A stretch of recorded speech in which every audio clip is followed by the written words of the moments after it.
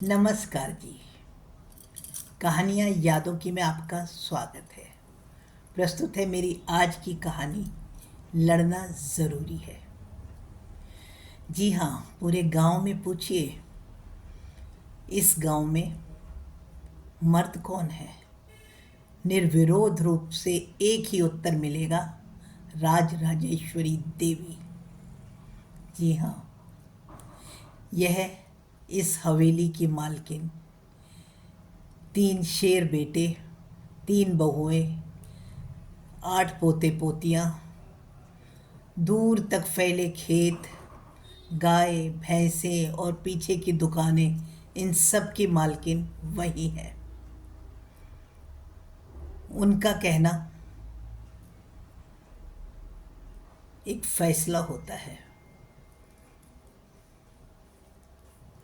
बहुत साल पहले,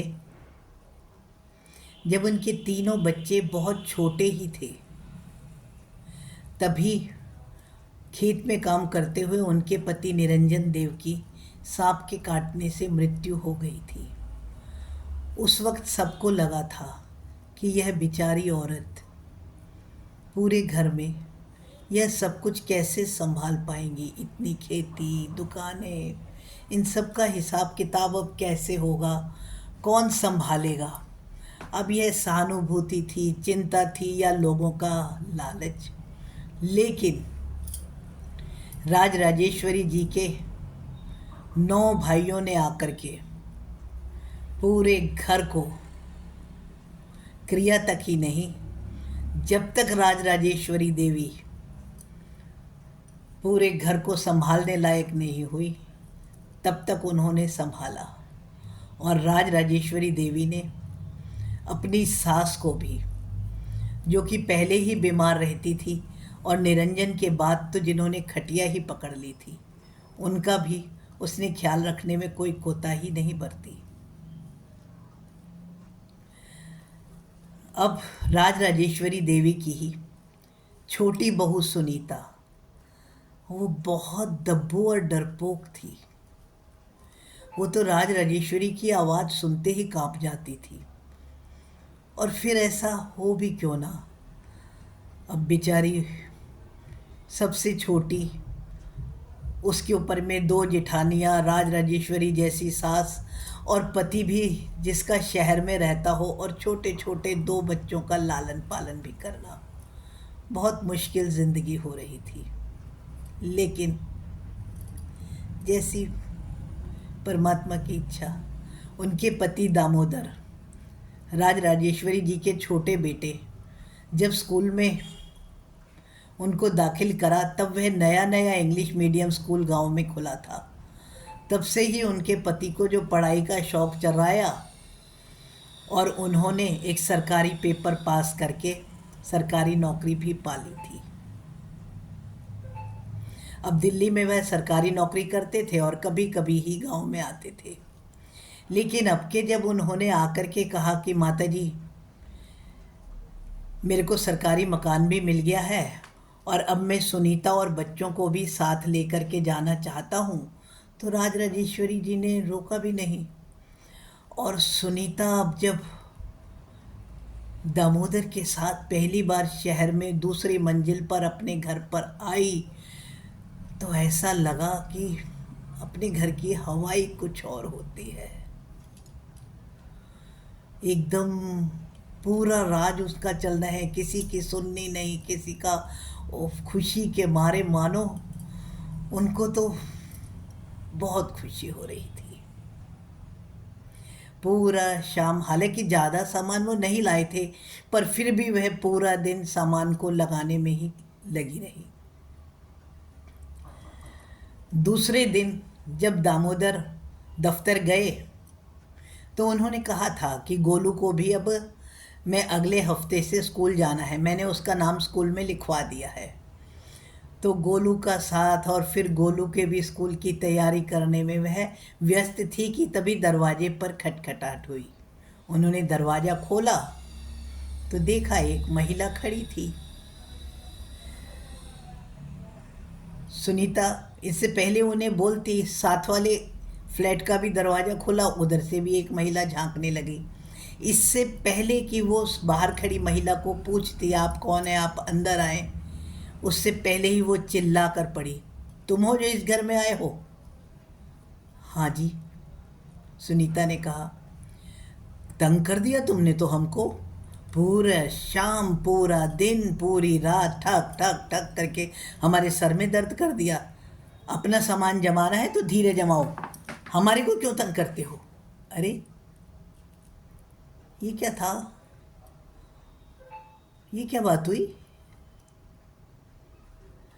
खैर, फिर भी उसने अपनी तरफ से शांत भाव से बोलना, पर उसको बोलने का मौका ही नहीं दिया गया सुनीता को। वह औरत उनको बहुत बहुत बोल करके और धड़ धड़ाती हुई नीचे चली गई। तभी सामने वाला जो किवाड़ पे से जो दूसरी औरत धीरे से झांक रही थी, उसके नीचे जाने के बाद उन्होंने खोला अपना दरवाज़ा पूरा और उनसे बतलाया, ये बंटी की मम्मी है। इस पूरी कॉलोनी में इनसे लड़ाकी कोई औरत नहीं है।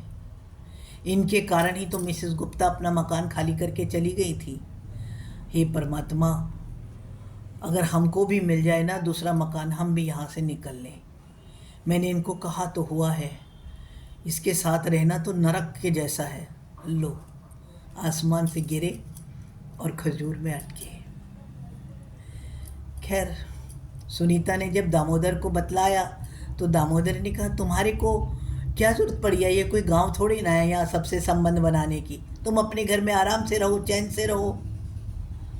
खैर, फिर भी बालकनी से जो थोड़ा बहुत दिखता था, दूर तक गाड़ियाँ और बड़े बड़े फ्लैट अच्छे तो लग रहे थे, लेकिन जी में थोड़े से घबराहट तो हुई। खैर, दूसरे दिन जब दामोदर गए तो गोलू ने कहा कि मैं थोड़ी देर नीचे खेल के आता हूँ, और वह अपनी साइकिल लेके नीचे चला गया। थोड़ी देर में जब गोलू के ज़ोर से रोने की आवाज़ आई तो सुनीता भागी भागी नीचे गई तो उसने देखा गोलू को बंटी ने मारा था, और उसकी साइकिल को जो धक्का दिया तो गोलू के पैर पे भी चोट लग गई थी। सुनीता ने बंटी को बोला, ऐसे बच्चों के साथ में खेलते हैं कोई? ऐसे करते हैं कोई बच्चों के साथ? तुम तो बड़े हो। उसका इतना कहना था कि बंटी की मम्मी वही चिल्लाती हुई आई और बोली, ओह मेरे बड़े मुश्किलों के बच्चे हैं, ऐसे नहीं है क्या? क्यों डांट रही है इसको? मेरा बच्चा अपने घर के बाहर खेल रहा है, अपने को लेकर के पीछे चली जाए कर पार्क में, ये क्यों घर के सामने खेलता है? और फिर खैर, गोलू भी बहुत रो रहा था, उसे दवाई लगानी थी, उसने सरना मारते हुए ऊपर ले गई।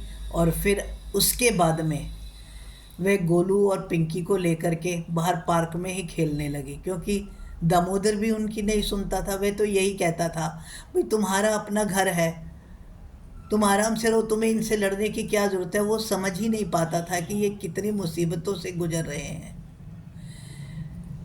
बंटी नीचे ही गेंद से खेलता और एक दो बार उनकी रसोई की खिड़की के भी शीशे तोड़ चुका था।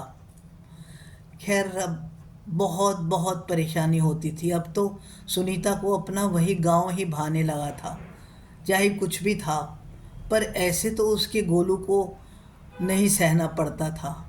दादी के कारण कोई गोलू को कुछ बोल के तो दिखा देता। खैर, अब क्या कर सकते थे। दिवाली पर घर जाएंगे वह यही सोच रही थी, लेकिन दामोदर को अब के दिवाली पर भी छुट्टी नहीं मिली। अब जब दिवाली पर छुट्टी नहीं मिली तो दामोदर घर पर ही रहा। शाम को जब तक, सवेरे तो दफ्तर भी उसको जाना था थोड़ी देरी को, वो थोड़ी देर दफ्तर गया क्योंकि उसका एक्स्ट्रा ड्यूटी लगी हुई थी। शाम को जब वो आया तो पीछे से और बच्चे लोग जो पटाखे चला रहे थे, उनमें से किसी का अनार इनके घर में आकर के गिरा, और गिरने के बाद में वहाँ से जो लपटें उठी, इनके बाहर सूख रहे कपड़ों पर आग लग गई। आग लगने पर घबरा करके सुनीता ने पानी फेंका, आग बुझाई तो वह पानी नीचे बंटी के घर पर गिर गया। अब तो फिर वही बंटी की मम्मी ज़ोर ज़ोर से चिल्ला रही थी।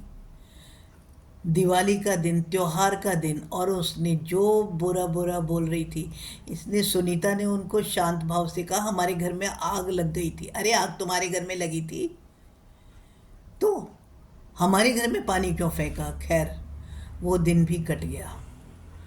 अब क्योंकि दिवाली पर उनका दामोदर घर नहीं गया था, तो राज राजेश्वरी देवी जी, उनका मन नहीं लगा तो वह खुद ही शहर में आ गई।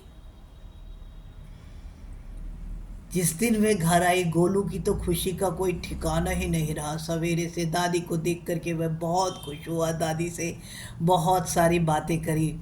फिर दादी ने कहा अरे यहाँ तो कुछ दिल सा घुट रहा है, चल थोड़ी देर नीचे चल के बैठते हैं।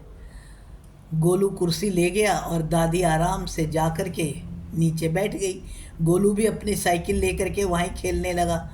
जैसे ही बंटी ने फिर गोलू को छेड़ना शुरू करा, दादी तो चिल्ला के पड़ी, अरे इस बच्चे को क्यों तंग कर रहा है? इतने में ही बंटी की माँ आ गई। हमारे घर के सामने है, वही हमारे बड़े मुश्किल के बच्चे हैं।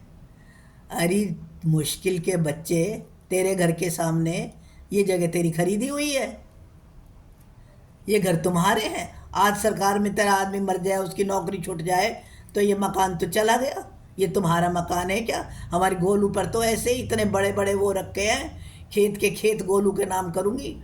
और उसने जो बोलना शुरू करा, आई तेरी मुश्किलों के बच्चे मेरे आसमान से टपके हैं। बस मामला बराबरी का था, और बराबरी का नहीं, अब तो दादी और भी ऊंची जा रही थी। पहली बार सबने देखा कि बंटी की मम्मी चुप करके अंदर चली गई, और दादी ने कहा अरे गोलू इस साइकिल को यहाँ ही रख दे, क्यों ऊपर तक ढो के ले जा रहा है? यहाँ नीचे जब इन बच्चों की भी तो रखी हैं 2 साइकिलें, तो तुम्हारी भी यहाँ ही रहेगी, बार बार ऊपर कहाँ ढो करके ले जाओगे?